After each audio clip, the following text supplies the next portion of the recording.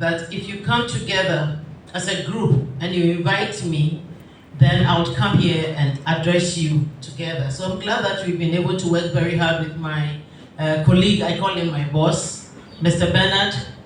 It's really been a back and forth to be here today. So I really want to thank and appreciate all of you and to for all the good work or the hard work that you put into making this occasion a reality. What I heard Mr. Frederick Chumesi say was the issue of an honorary consul. It's something that really helps us as a mission. Because we are not represented here in Cambodia, we are resident in Malaysia. So we literally, we work from Malaysia to Cambodia. It's a bit difficult when we have to come and attend to issues here. So if we have an honorary consul here who liaises between the Ghanaian community and then our mission in Malaysia, it makes work very easy for us, for you and for them. So far, we have honorary consuls in Thailand, and then we have an honorary consul in the Philippines. So it makes it very easy to work with the Ghanaian community there, and then it also brings them together.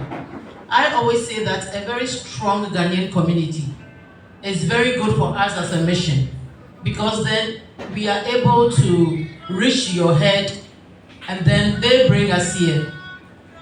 One of the main issues that I have encountered during my travel around the Southeast Asian continent is the fact that the complexities that is associated with traveling to and fro into other countries to renew your visas and your resident permits. It's been a real challenge.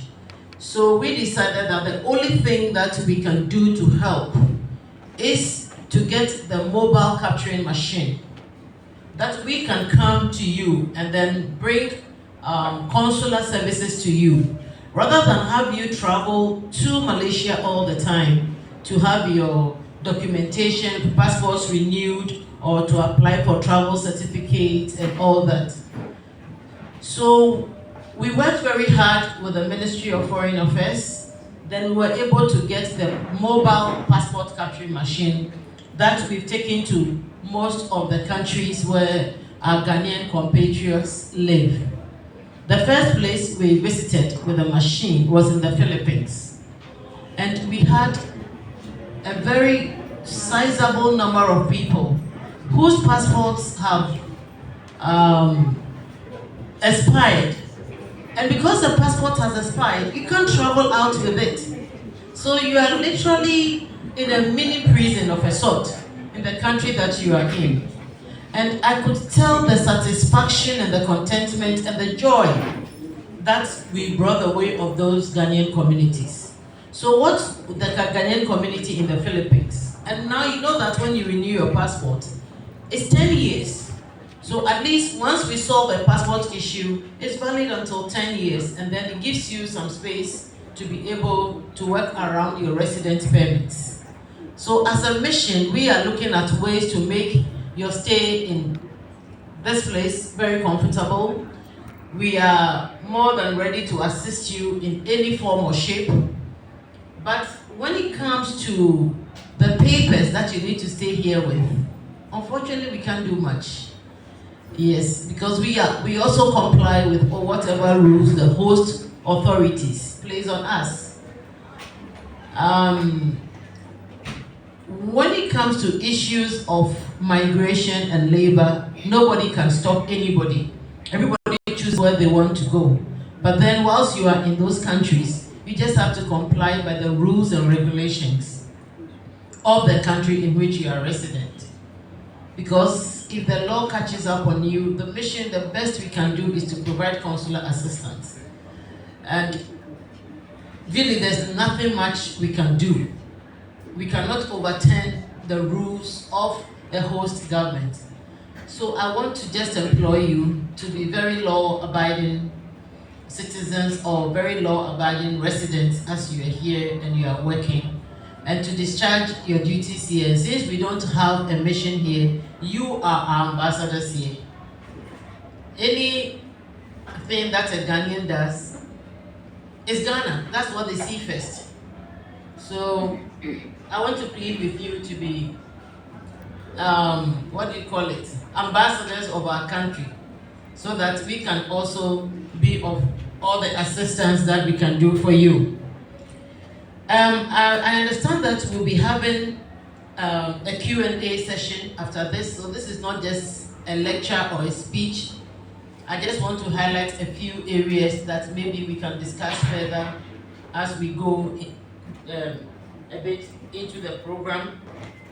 I'm looking at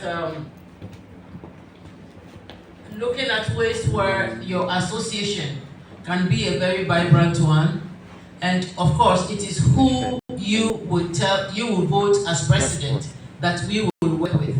So that person will be the liaison in the absence of an honorary. Even if you do have an honorary consul here, you still have to work through the president to the honorary consul. And I'm sure some of your compatriots in Thailand and the Philippines and most of the countries that we go to will tell you, it really comes in very, very, very handy when you put yourselves together as a very strong association. I've always maintained that a very strong association drives the mission.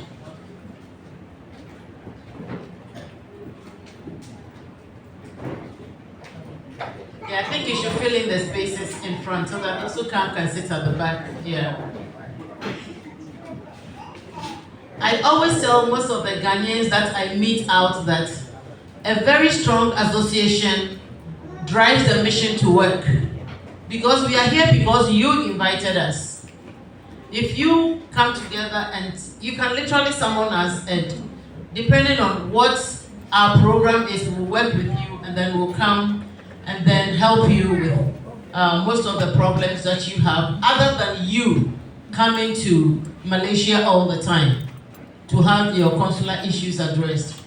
So we would have, I'll listen to you during the Q&A session, and then maybe we can, I wouldn't say listen, but we can have a discussion so that we can delve into some of the matters of interest to you, and then we can all forge a clearer pathway forward.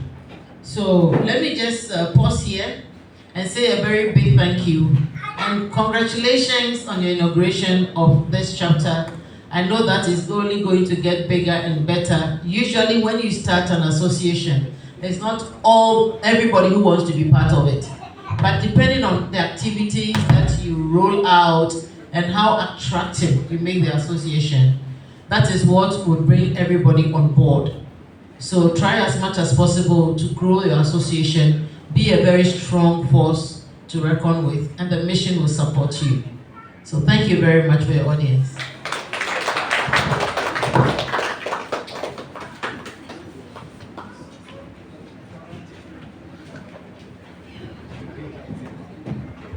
Thank you, Her Excellency. Thank you. Please, let's clap for her once more.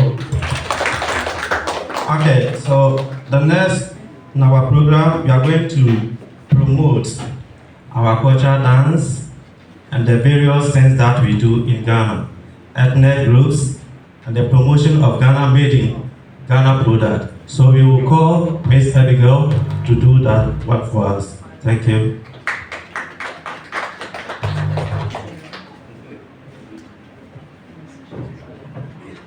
Thank you once again. So I'm going to introduce Ghana to you.